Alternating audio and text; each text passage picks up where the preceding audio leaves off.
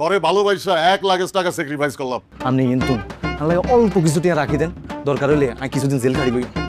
Hey guys WhatsApp কি অবস্থা সবার, আশা করি সবাই খুব ভালো আছো। গাইস আমরা অলরেডি ব্যাচেলর পয়েন্টের সিজন 5 এর পর্ব 14 পর্যন্ত দেখে ফেলেছি, কারণ এগুলো অলরেডি ইউটিউবে মুক্তি পেয়ে গেছে, কিন্তু পর্ব 15 এখনো ইউটিউবে দেওয়া হয়নি। তো আজকে আমরা পর্ব 15তে কি কি হতে চলেছে সেটা সম্পর্কে এই ভিডিওতে আলোচনা করব। 15 নম্বর পর্বের একদম শুরুর দিকে দেখা যায় কাবিলা আর পাশা যখন বাড়ি থেকে বের হচ্ছিল তখন তাদের সাথে দেখা হয় দারোয়ান মতলব মিয়ার। মতলব মিয়ার মাথার মধ্যে ব্যান্ডেজ ছিল, যার কারণে কাবিলা জিজ্ঞেস করে কি রে তোর মাথায় আবার কি হয়েছে, নাকি নতুন কোনো ভং ধরছিস। তো এখানে মতলব মিয়া তার নিজের মতো করে হাওয়া দেওয়ার চেষ্টা করে, কিন্তু এখানে তো আছে কাবিলা আর পাশা, তাদেরকে কি হাওয়া দেওয়া এতটাই সহজ? তো তাদেরকে হাওয়া দিতে পারে না। তারপর তারা সেখান থেকে বের হয়ে যায়। অন্যদিকে হাবু ভাই তার রুমের মধ্যে বসেছিল, তখন সেখানে জাকির গে আসে। জাকির গে এসে বলে যে হাবু ভাই আপনার জন্য চিনি ছাড়া চা আনছি, নেন এটা খেয়ে নেন। হাবু ভাই বলে যে না আমি চিনি ছাড়া চা খামু না, তোর চা তুই খা। তারপর দেখা যায় যে এখানে জাকিরকে 2 কাপ চা নিজেই নিয়ে নেয়, তারপর নিজে সে চাগুলো খেয়ে নেয়। বলে যে আপনার খাওয়ান লাগতো না, আস্তা আই খাইয়ালাই। আচ্ছা হাবু ভাই এনে তোমার বড় ভাই, আন্নের তুমি একটা কথা জানতাম চাই। আচ্ছা মনে করেন আন্নের একজন কাছের ভাই, মানে আন্নের আপন ভাই না, কাছের একজন ভাই। তো হেতেরে যদি আন্নে একবার ধোকা দেন, মনে করেন হেতে তুন কত টিটিয়া লই আন্নে হলাই গেলেন। তারপর কিছুদিন আন্নে এই টাকারি খাড়াই ব্যবসা করলেন, অনেক টাকার মালিক হয়ে গেলেন। হেতের টিয়াডি আবার হেতেরে আনি হিরত দিয়ে দিলেন, তাইলে আন্নে কি এরমটা করতে পারবেন?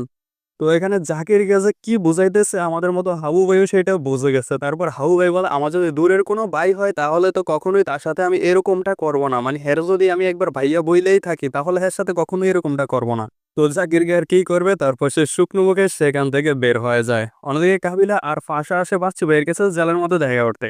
কাবিলা বলে আরে বাসু ভাই আপনি কইছিলেন আনের কিছু টিয়া আর কাছে রাখতাম, এটা কই আন্নে বুঝি আর কাছে 1 বস্তা টিয়া ধরাই দিয়েছেন, এত টিয়া আমি রাখতে পারতাম না, এত টিয়া লই আমি শান্তিতে ঘুমাইতাম হারি না।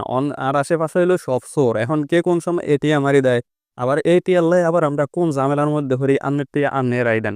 বাচ্চু ভাই বলে যে এই টাকা তো তোদের কাছে দিছে, তোরা খরচ কর, এগুলো দিয়ে পূর্তি কর।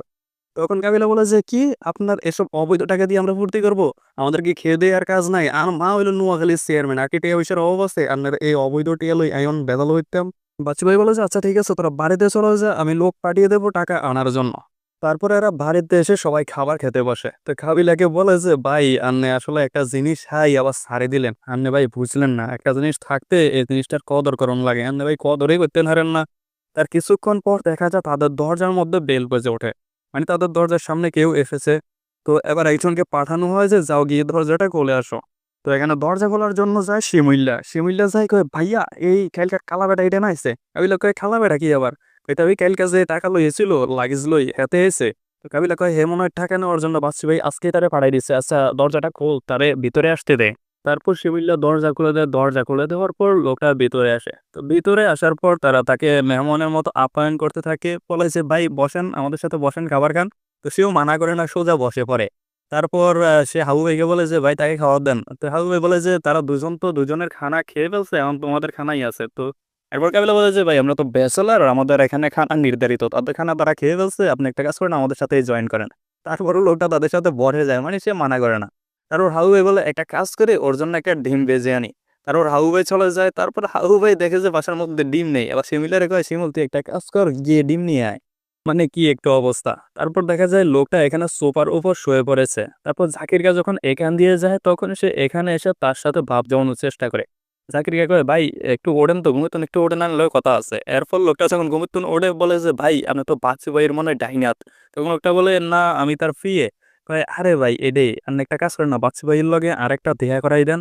তো বন্ধুরা আজকের পর্ব সম্পর্কে আর কোনো আপডেট দিব না, বেশি আপডেট দিলে আবার পুরো পর্ব দেখে আপনারা মজা পাবেন না। তো যাই হোক আল্লাহ হাফেজ, সবাই ভালো থাকবেন, tata bye bye good bye.